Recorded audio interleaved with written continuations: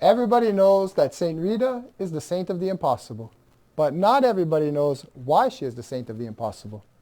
Not everybody knows about her difficult marriage, the abuses that she went through unfortunately, her unlimited patience and the love that she had for her husband. And even fewer know that one day she miraculously entered the walls of a convent led by St. John the Baptist himself. And much fewer know that she was pierced with a thorn from the crown of our Lord Jesus Christ. And even less know that she was never buried. Are you tired of giving up before life's difficulties? Continue watching to learn how to overcome the impossible.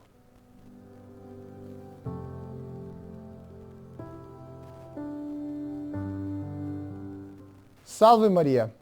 I am Brother Morgan. Welcome to another episode of our program, Following the Saints.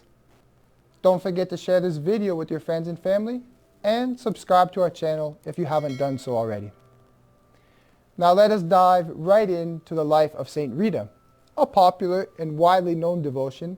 Most of the time she is represented holding roses because of her famous miracle.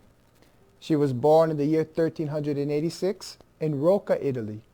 She always wanted to become a nun, but out of obedience to her parents, she married at a very young age, the age of 12, a very cruel man who treated her very badly. Her husband was very violent. He was rash.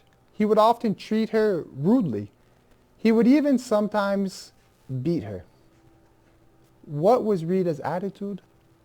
Always patience, always love, always putting herself at the complete disposal of her husband, doing whatever he asked of her. She was the perfect wife.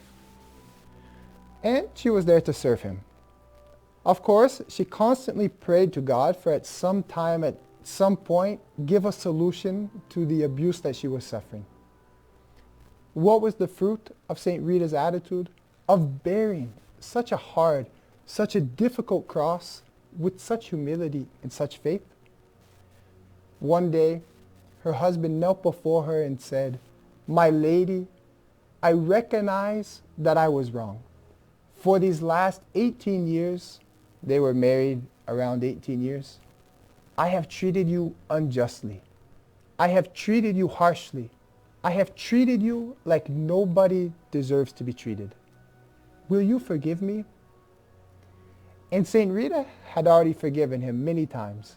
St. Rita must have been filled with joy at this moment to finally be able to manifest her forgiveness to her husband. She obtained by her faithfulness during such a difficult trial. It is true, imagine the immense suffering that she went through. She obtained nothing else but the true conversion of her husband. Shortly afterwards, her husband made a good confession, and then he was actually assassinated. Another trial started for Saint Rita. Her two sons, do you believe it?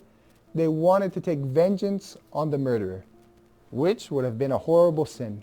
We cannot return evil with evil, but we must return evil with good, with acts of virtue.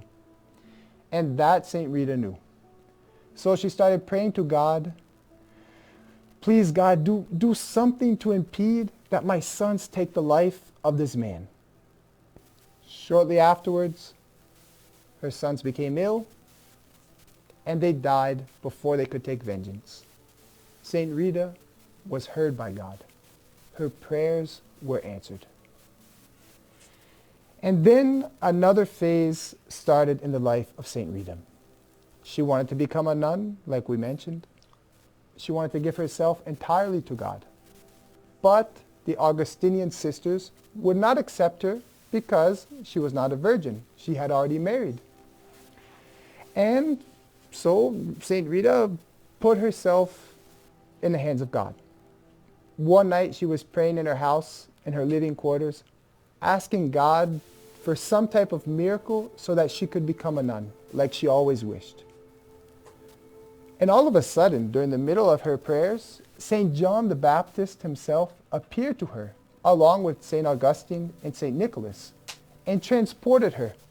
They took her miraculously across the mountaintops to the nearby Augustinian convent. All of the gates were locked. All of the windows were closed. There was no way, humanly speaking, that she could enter. Miraculously, they brought her inside. Of course, she was a little worried about what was going to happen the next morning. What were the sisters going to say when they saw her there in their convent? Well, when the sisters woke up, they found St. Rita there, who they had denied so many times entrance, who they had forbade to become a nun, and they realized that it was truly God's will. They accepted her as an Augustinian nun, another reason why St. Rita is the saint of the impossible. She lived in the convent for the last 40-something years of her life. She had great devotion to meditating on our Lord's Passion. And one day, after a great sermon from one of the famous preachers of the town where she lived, the town of Cassia, she asked our Lord if she could participate more in the sufferings of his Passion. After a whole life full of suffering, she wanted to suffer more. What a beautiful request. Normally it's the opposite. Lord, take away my sufferings. I don't want to suffer. No. St. Rita, Lord, give me the grace to participate in your Passion more fully. She was praying before a crucifix, and a thorn from our Lord's crown pierced her forehead, opening up a wound that would remain for the last 15 years of her life. And from it was a wound on the top of her forehead.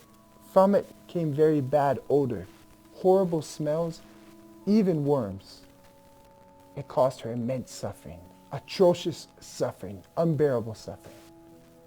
And this lasted until she died. When she died, this wound transformed into a ruby. It became beautiful, and from it came forth the most precious perfume. The fragrance was so pleasant, so heavenly, that they decided not to bury her. Another miracle of St. Rita. She was never buried. These are some of the reasons why she is known as the Saint of the Impossible.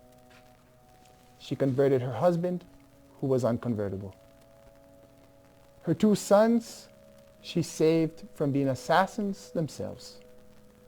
And afterwards, she was transported miraculously through the walls of the Augustinian convent, where she ended up becoming a nun. At her death, her wound, which had been pierced by one of the thorns of our Lord's crown, was transformed into a precious gem, a ruby from which came forth perfume that had a heavenly fragrance, and that for centuries has often filled the church where her body lies until today. Lastly, she was never buried. Until today, her body is incorrupt. And those who go to Cassia can see it, they can venerate it, they can see for themselves. Over 700 years later, and her body is still incorrupt. Saint Rita, saint of the impossible. Make the impossible possible in our lives. I hope you enjoyed this video. Leave a comment below, let us know what you think. And don't forget to click the like button and share this video with all of your friends and family. Until next week, Salve Maria.